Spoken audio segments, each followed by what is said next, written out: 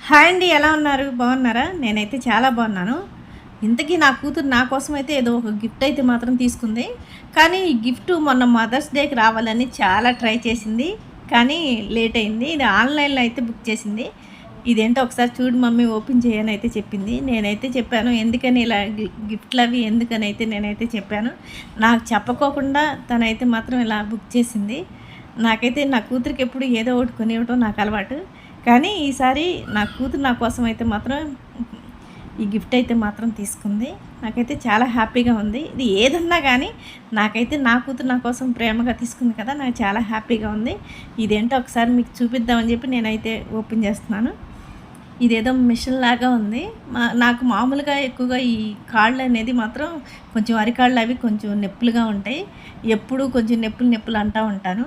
అందుకని మా అమ్మాయి నాకు బాగా ఉపయోగపడిద్దని చెప్పేసి మా బావకి కానీ నాకు కానీ ఇద్దరికీ ఉపయోగపడిద్దని ఈ మిషన్ అయితే మాత్రం తీసుకుంది. కాళ్ళకి మామూలుగా మసాజ్ లాగా చాలా బాగుంటుంది మమ్మీ, చాలా బాగుంటుంది, కాళ్ళ నొప్పులు అవి తగ్గుతాయి అని చెప్పేసి ఇదైతే తీసుకుంది. నాకైతే మాత్రం చాలా చాలా హ్యాపీగా ఉంది. నాకైతే చాలా బాగా నచ్చింది. ఇదేంటి బాబోయ్ ఇలా ఉంది, నాకైతే మాత్రం చాలా భయం వేసింది. అంటే కొంచెం కొన్ని అయితే కరెంట్ షాక్ కొట్టినట్టు జిమ్ అంటూ ఉంటాయి.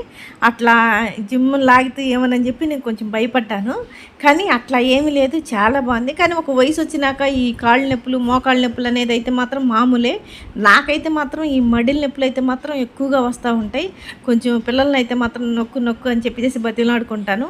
అందువల్ల ఏమో కానీ ఇంక నాకైతే బాగా ఉపయోగపడిద్దని ఈ మిషన్ అయితే మాత్రం అమ్మాయి బుక్ చేసింది.